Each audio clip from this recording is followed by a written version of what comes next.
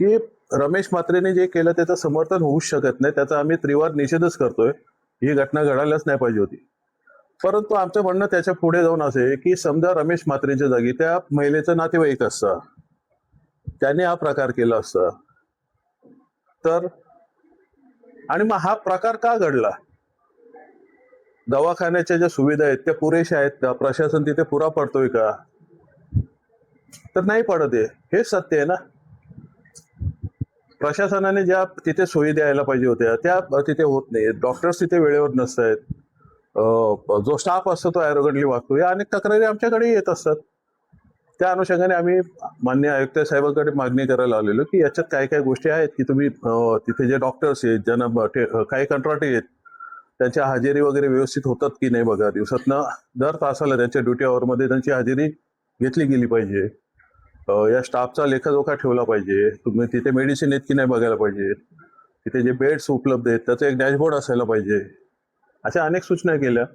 तिथे जो शवाग्रह आहे म्हणजे पोस्टमॉर्टमचा तो कक्ष आहे बनवलाय, त्याची दुर्गंधी आजूबाजूला जाते. जवळजवळ 3,000 लोकांनी तक्रारी केल्यात त्याच्या.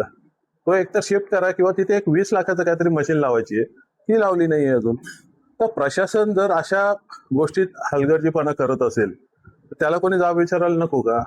तो विचारायला आम्ही इथे आलो होतो. तुम्ही सत्तेत आहात. धन्यवाद. तुम्ही आम्हाला सत्तेत 6 महिने झाले आणि प्रश्न विचारताय.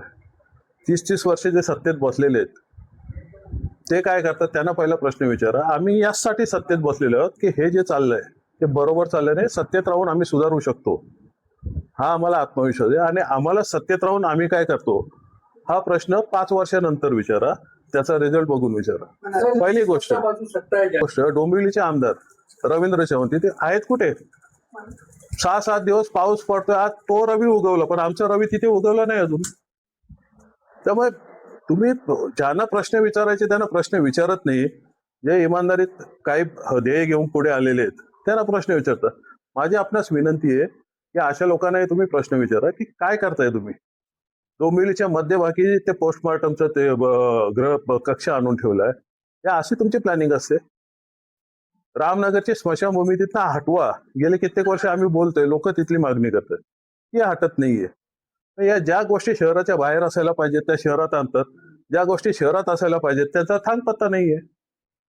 त्यामुळे सगळा अनागोंदी कारभार चालू आहे. आणि तेच दाखवायला मी लोकांसमोर आलेलो की ह्या गोष्टी सत्ताधारी जेवढे जबाबदार आहेत तेवढं प्रशासन पण जबाबदार आहे.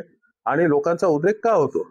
पुन्हा एकदा सांगतो, रमेश म्हात्रेंनी केलं ते चुकीचं आहे, पण त्यामागची भावना, त्यांचा तापट स्वभाव सोडून द्या तुम्ही. पण तो एखादा नातेवाईक असता, त्या महिलेला किंवा त्यांना ज्या प्रकारे शिवीगाळ केली याचं समर्थन होऊ शकत नाही, परंतु कुठेतरी रागाचा उद्रेक होतो याचा आपण उहापोह करणार आहोत की नाही. आम्ही या संदर्भात आयुक्तांना स्पष्ट प्रश्न विचारला की गुन्हा दाखल करायला तुमच्या प्रेमायसेस मध्ये तुमच्या प्रॉपर्टीत जर असा गुन्हा झालाय तर तो गुन्हा दाखल करायला वेळ का लागली? आणि तुम्ही आम्हाला किंवा पब्लिकला इथे स्पष्ट त्याचा वस्तुनिष्ठ अहवाल सादर करावा. तुम्ही सर्व फुटेज बघा. 5 मिनिटाचं फुटेज बघून ती घटना काय घडली सांगू शकत नाही कोणी. सगळे फुटेज काढा, त्याच्या मागे काय घडलं, पुढे काय घडलं किंवा तिथे काय घडतं बघा जरा. त्याचा एक आढावा घेत जा, जिम्मेदारी ठरवा, त्यांच्यावर कारवाई करा. या सगळ्या गोष्टी त्यांना आम्ही सांगितलेल्या आहेत. मनसेची पुढची भूमिका काय? जिथे आम्हाला पटत नाही तिथे आम्ही जाब विचारणार आणि अशीच आमची पुढे वाटचाल असणार. जबाब भाजपलाच विचारणार का? कारण ती पण भाजपचेच आहेत ना, त्यांचंच नाव घेतलं मी. मित्रपक्ष वैद्यकीय शिक्षण मंत्री होते, 4 टाइम आमदार आहेत. केलं काय डोंबिवलीत? डोंबिवलीची डोंबिवली करून ठेवली. म्हणजे लाज वाटायला पाहिजे अशा लोकप्रतिनिधींना की तुम्ही काही न करता ते फक्त ते कमळ लावून मैतावर आणि बारशावर जाऊन नाही होत. लोकांची कामं करायला पाहिजेत.